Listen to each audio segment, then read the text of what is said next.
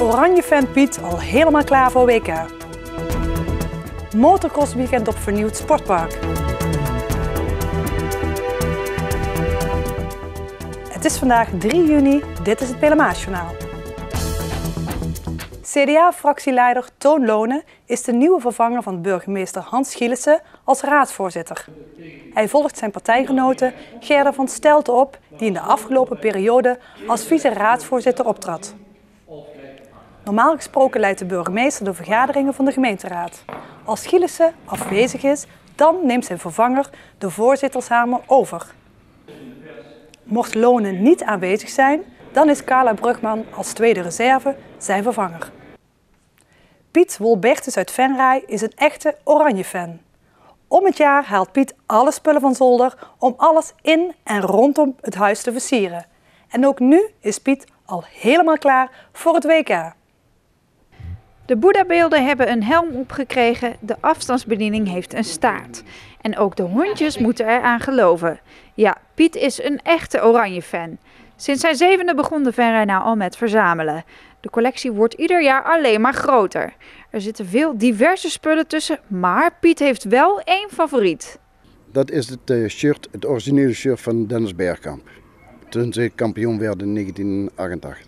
Hoe ben je daar ooit aangekomen?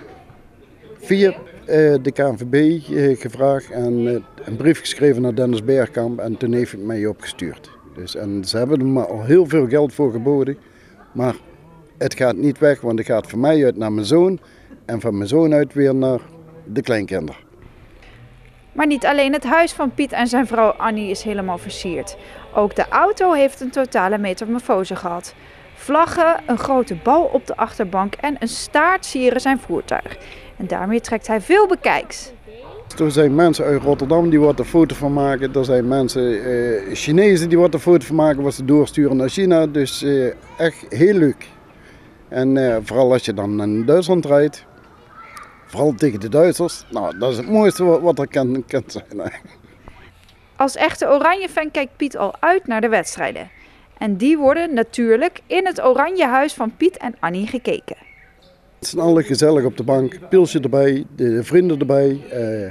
En dan gaan we gewoon kijken. Dus en wint Nederland, dan gaan we weer een Polonaise door de straat doen. En hoe ver gaat Nederland komen? Als ze tegen Spanje gelijk spelen of winnen, dan komen we heel ver. En mijn vermoeden is die finale Nederland-België en dan wint Nederland.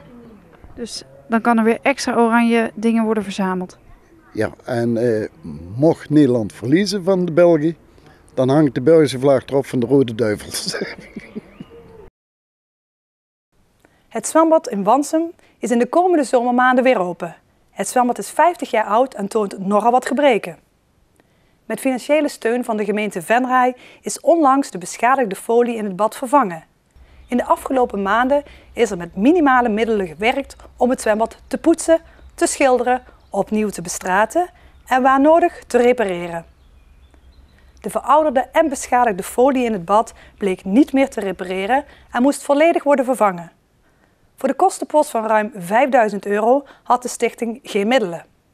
Daarom klopte zij voor hulp bij de gemeente aan en het college stemde in met een lening van €5.157. Het afgelopen weekend klonken de motorgeluiden weer in Wansum. Van 's morgens vroeg tot laat in de middag kon je in Wansum niet om de motocross heen. Dit jaar reden de motoren in de diverse klassen over het pas verbouwde sportpark De Meulenbeek.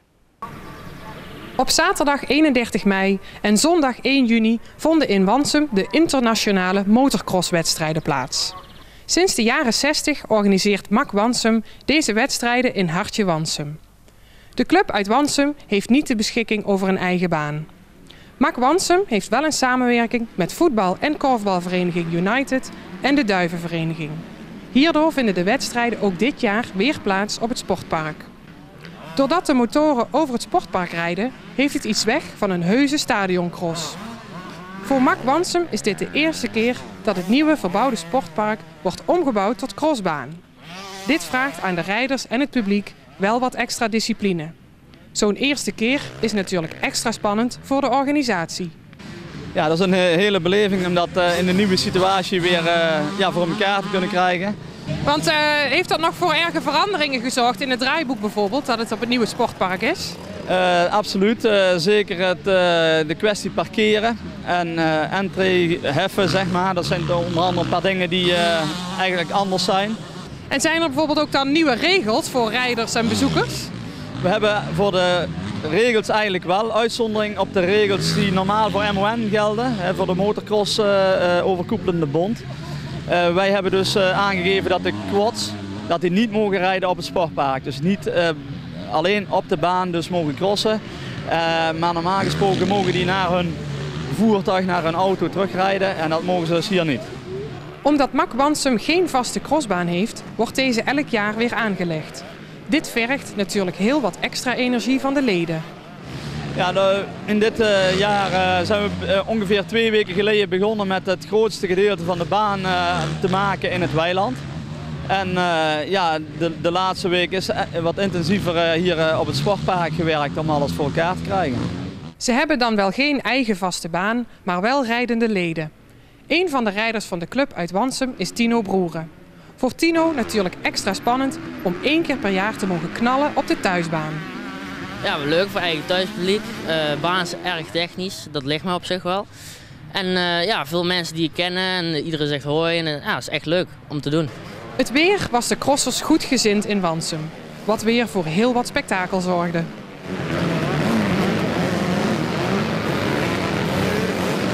En wat zorgt er nou voor dat dit dadelijk een geslaagd weekend is? Tevreden mensen.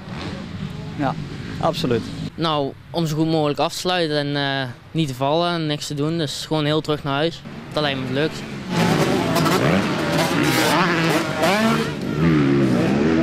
Tot zover dit Pelemaasjournaal. Tips kunt u mailen naar de redactie en deze uitzending wordt herhaald tot woensdag 6 uur 's avonds. Donderdag is er weer een nieuw journaal. Weer of geen weer, bij ons is het altijd vakantieweer. Aankomende nacht verloopt vrijwel droog. Morgenochtend zijn er zonnige perioden en in de loop van de middag komt er steeds meer bewolking. Er zijn buien, mogelijk met wat onweer. Het wordt zo'n 20 graden. Dankjewel voor het kijken en heel graag tot donderdag.